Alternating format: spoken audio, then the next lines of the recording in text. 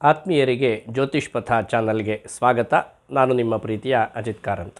ಕುಂಭರಾಶಿಯವರಿಗೆ 2026 ಈ ವರ್ಷ ಹೇಗಿದೆ ಅಂತ ತಿಳಿದುಕೊಳ್ಳುವ ಕಾಲ. ಪ್ರಾರಂಭದಲ್ಲಿ ಪಂಚಮದ ಗುರು, ಷಷ್ಠ ಹಾಗೂ ಸಪ್ತಮ ಈ ಭಾವಗಳನ್ನು ಅವನು ಸಂಚರಿಸ್ತಾನೆ. ಬಹುತೇಕ ಗುರುಬಲ ಅತ್ಯಂತ ಶ್ರೇಷ್ಠವಾಗಿ ನಿಮ್ಮ ಪಾಲಿಗೆ ಒದಗುತ್ತೆ. ಪ್ರಾರಂಭದಲ್ಲಿ ಪಂಚಮದ ಗುರುವಿನ ಕಾರಣದಿಂದ ರಾಜಸಮ್ಮಾನ, ಐಶ್ವರ್ಯ ಪ್ರಾಪ್ತಿ, ಸ್ವಕರ್ಮಾನುಷ್ಠಾನ, ಸಜ್ಜನ ಸಂಸರ್ಗ, ಮಕ್ಕಳಿಂದ ಸುಖ ಎನ್ನುವಂತಹ ಶುಭ ಫಲಗಳು. ಯಾರಿಗೆ ಮಕ್ಕಳಾಗಲಿಲ್ಲ ಅವರಿಗೆಲ್ಲ ಒಂದು ಸಂತಾನ ಫಲ ಎನ್ನುವಂಥದ್ದು ಕೂಡ ಇದೆ. ಹಾಗೂ ವಿಶೇಷವಾಗಿ ಒಂದು ಸಮಾಜದಲ್ಲಿ ಗುರುತಿಸಬಹುದಾದ ಕಾರ್ಯಗಳು ನಿಮ್ಮಿಂದ ಉಂಟಾಗತ್ತೆ. ಹಾಗೂ ಹೆಚ್ಚಿನದ್ದಾದ ಐಶ್ವರ್ಯ ಪ್ರಾಪ್ತಿ, ನಿಮ್ಮ ಕರ್ಮಾನುಷ್ಠಾನಗಳನ್ನು ನೀವು ಮಾಡುವಂತಹ ಒಳ್ಳೆಯ ಕಾಲ.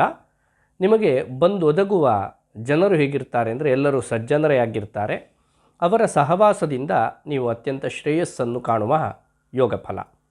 ಇದು ಜೂನ್ವರೆಗೆ, ಜನವರಿಯಿಂದ ಜೂನ್ವರೆಗೆ. ಜೂನ್ನಿಂದ ಅಕ್ಟೋಬರ್ನವರೆಗೆ ಷಷ್ಠ ಸ್ಥಾನಕ್ಕೆ ಗುರುವಿನ ಆಗಮನ. ಇದರಲ್ಲಿ ದಾರ ಪುತ್ರ ವಿರೋಧ, ನಿಮ್ಮ ಗಂಡಸರಾದರೆ ಹೆಂಡತಿ ಮತ್ತು ಮಕ್ಕಳಲ್ಲಿ, ಹೆಂಗಸರಾದರೆ ಗಂಡ ಮತ್ತು ಮಕ್ಕಳಲ್ಲಿ ವಿರೋಧವನ್ನು ಕಾಣುವಂತಹ ಕಾಲ. ಸ್ವಜನರಿಂದ ಅನೇಕ ನಿಷ್ಠುರಗಳು ಬಂದು ಒದಗಬಹುದು. ಹಾಗೂ ದೇಹದಲ್ಲಿ ಯಾವುದಾದ್ರೂ ಒಂದು ಗಾಯ ಉಂಟಾದರೆ ಅದು ವಾಸಿಯಾಗದೆ ದೀರ್ಘಕಾಲ ನಿಮ್ಮನ್ನದು ಬಾಧಿಸಬಹುದು. ಹಾಗೂ ಚೋರಭೀತಿ ಎನ್ನುವಂಥದ್ದು, ಇದರಲ್ಲಿಯೂ ಕೂಡ ಮನೆಯಲ್ಲಿಯೂ ಕಳ್ಳತನ ಆಗುವ ಸಾಧ್ಯತೆ, ಜೊತೆಗೆ ಪ್ರಯಾಣದಲ್ಲಿ ಅತ್ಯಂತ ಜಾಗರೂಕರಾಗಿ ಇರಬೇಕಾದಂತಹ ಸ್ಥಿತಿ ಇದೆ. ಹಾಗೂ ಅಗ್ನಿ ದುರಂತ, ಬಾಧೆ ಎನ್ನುವಂಥದ್ದು ಸಂಭವಿಸಬಹುದು. ಇದಕ್ಕೆ ಎಚ್ಚರಿಕೆಯನ್ನು ತೆಗೆದುಕೊಳ್ಳುವುದು ಅತ್ಯಂತ ಸೂಕ್ತ.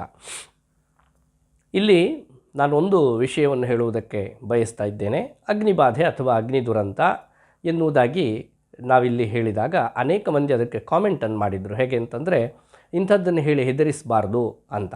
ಆದರೆ ನಾನು ಮೊದಲಿನ ವಿಡಿಯೋದಲ್ಲಿ ಹೇಳಿದ್ದೇನೆ, ಜ್ಯೋತಿಷ್ಶಾಸ್ತ್ರ ಇರುವಂಥದ್ದು ನಮ್ಮನ್ನು ಸಂತೋಷಪಡಿಸುವುದಕ್ಕಲ್ಲ, ಯಾವ ವಿಷಯ ಹೇಗಿದೆ ಅದನ್ನು ಮಾತ್ರ ನಮ್ಮ ಮುಂದೆ ಇಡುವಂಥದ್ದು ಈ ಜ್ಯೋತಿಷ್ಶಾಸ್ತ್ರದ ಕೆಲಸವಾಗಿದೆ. ಅಗ್ನಿಬಾಧೆ ಹೇಗಾಗಬಹುದು ಅಂತ ಹೇಳಿದರೆ, ಎಲ್ಲರಿಗೂ ಏನು ಬೆಂಕಿ ಹೊತ್ತುಕೊಂಡೇ ಬಾಧೆ ಉಂಟಾಗತ್ತೆ ಅಂತ ಅರ್ಥ ಅಲ್ಲ.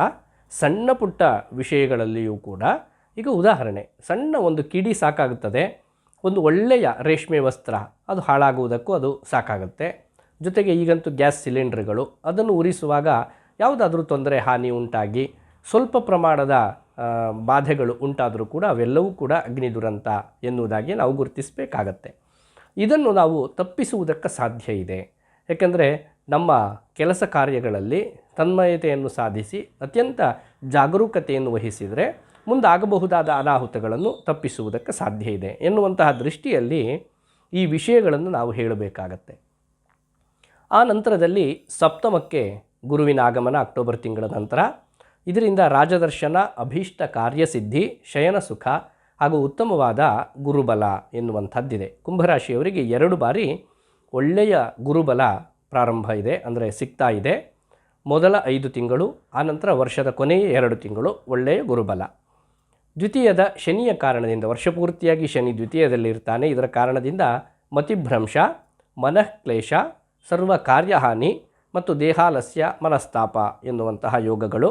ಇದನ್ನು ಕೂಡ ನಿಮ್ಮ ವ್ಯವಹಾರಗಳಿಂದ ತಡೆಗಟ್ಟಬಹುದಾಗತ್ತೆ. ರಾಹುಕೇತುಗಳ ಸಂಚಾರ ಕಾರಣದಿಂದ ದೇಹಪೀಡೆ, ಹಾನಿ ಮತ್ತು ದಾಂಪತ್ಯ ವಿರಸ ಎನ್ನುವಂತಹ ಯೋಗ.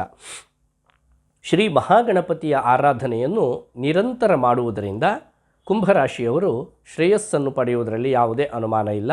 ಜೊತೆಗೆ ಶ್ರೀ ಲಕ್ಷ್ಮೀನಾರಾಯಣನ ಅನುಷ್ಠಾನ, ಇದು ಕೂಡ ಕುಂಭರಾಶಿಯವರಿಗೆ ಅತ್ಯಂತ ಸೂಕ್ತವಾದ ಪರಿಹಾರ.